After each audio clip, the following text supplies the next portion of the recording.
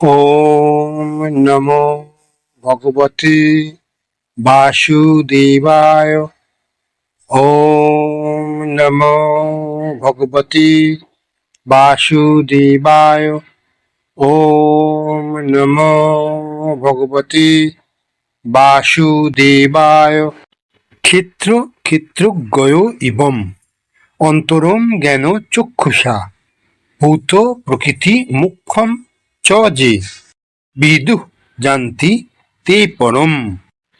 অনুবাদ: যারা এভাবেই জ্ঞান চক্ষুর দ্বারা ক্ষেত্র ও ক্ষেত্রজ্ঞের পার্থক্য জানেন এবং জড় প্রকৃতির বন্ধন থেকে জীবগণের মুক্ত হওয়ার পন্থা জানেন, তারা পরম গতি লাভ করেন। পারমার্থিক উপলব্ধির পথে ক্রমোন্নতির উপায় কি? ক্ষেত্র অর্থাৎ শরীর, ক্ষেত্রজ্ঞ শরীরের মালিক ও পরমাত্মার মধ্যে পার্থক্য সম্বন্ধে অবগত হওয়া উচিত। প্রথমে সাধু সঙ্গে ভগবানের কথা শ্রবণ করতে হবে, তবে তিনি দিব্য জ্ঞান লাভ করবেন।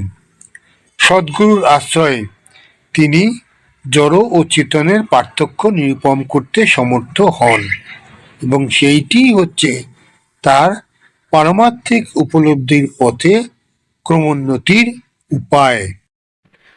এই দেহ যে জড় পদার্থ, তা কিভাবে উপলব্ধি করা যায়? 24টি বিভিন্ন তত্ত্ব দিয়ে তার বিশ্লেষণ করা যায়। দেহ হচ্ছে তার স্থূল প্রকাশ, তার সূক্ষ্ম প্রকাশ হচ্ছে মন ও বুদ্ধির ক্রিয়া। এই সমস্ত তত্ত্বের পারস্পরিক ক্রিয়া হচ্ছে জীবনের লক্ষণ, কিন্তু এদের ঊর্ধ্বে রয়েছে আত্মা ও পরমাত্মা। আত্মা ও পরমাত্মা হচ্ছেন দুজন। জড়জগতের সমস্ত ক্রিয়া সাধিত হচ্ছে আত্মা ও 24টি তত্ত্বের সংযোগের ফলে। যিনি আত্মা ও জড় উপাদানের সমন্বয়কে জড় জগতের কারণরূপে উপলব্ধি করতে পারেন এবং আত্মার অবস্থান দর্শন করতে পারেন, তিনি চিৎজগতে ফিরে যাওয়ার যোগ্যতা অর্জন করেন।